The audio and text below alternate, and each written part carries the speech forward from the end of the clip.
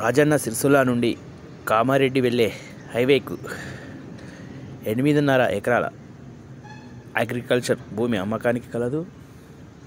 మొత్తం 8.5 ఎకరాలలో పత్తి పండించడం జరిగినది. భూమి టైప్ వచ్చి రెడ్ సాయిల్.